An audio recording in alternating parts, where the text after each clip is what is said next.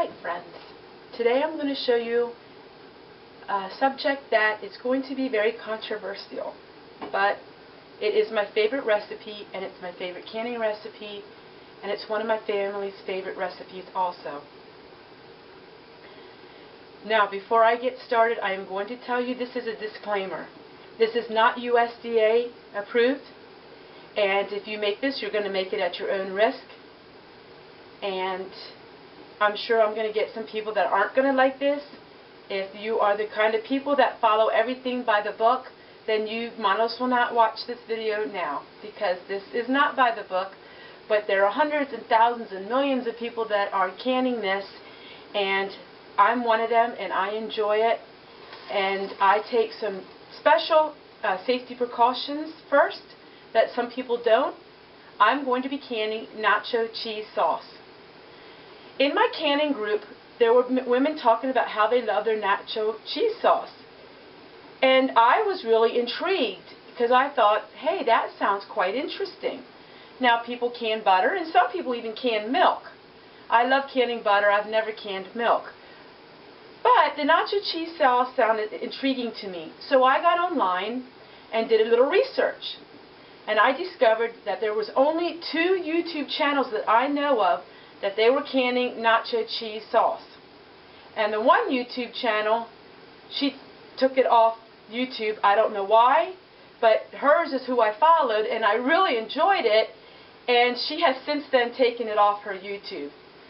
For me, I'm sharing with you my life, and I'm sharing with you the things that I do, whether they're technically approved or not. This is me, and this is what I do. I don't stand behind the camera and just film things to look cool or to do exciting and challenging things so I get viewers. I'm doing this and you're following me along. I've made this many times. I have no problem with it, but I do some extra steps that other people don't.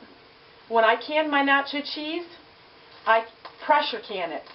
Now most of the women don't, and I don't know why for the life of me they don't, because I would never ever can a dairy product that's not pressure canned. That's like canning meat and fish that aren't pressure canned. No way. So I pressure can it, and I have half pints. The same with butter. You try to go smaller with dairy, the better. So I use half pints, and I'm going to show you how I do it. Now I got this number 10 can. I got it for $1.99 on sale again. And this nacho cheese sauce is the spicy kind, which I guess they say actually helps the acid, so it's a little more safe to can anyhow. But the way I pressure can it and the way I can it, it's great. And what I do is, after it's totally canned, I store it in my refrigerator, because botulism is very slow growing in temperatures below 50 degrees. So I stored it in my refrigerator or in a cold cellar. So I don't have it sitting out in 100-degree weather. It's canned and it's sealed, and I don't think anything would happen. But this is what Tessie does. I just take that extra precaution. And then I had a lot of people ask me, why do I bother canning nacho cheese sauce? Well, I'll explain it to you why.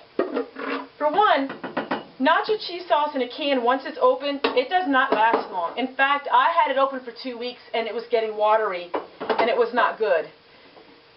When you pressure can it, it's sealed. So when I opened it 3 months later, it was just like I opened it yesterday. It was so good and fresh.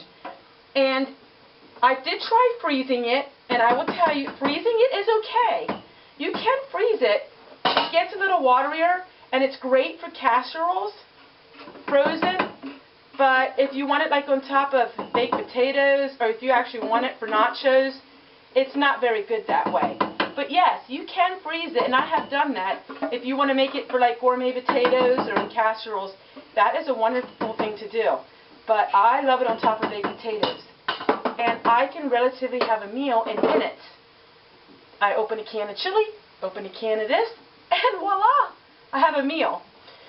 So I'm going to put it in a kettle, and then you're going to make a double boiler. You're going to put this kettle in another kettle with hot water. And we're going to slowly heat this up until it is warm. And what we do is we always add half can of this, of water to this. Add a half can of this, of water. And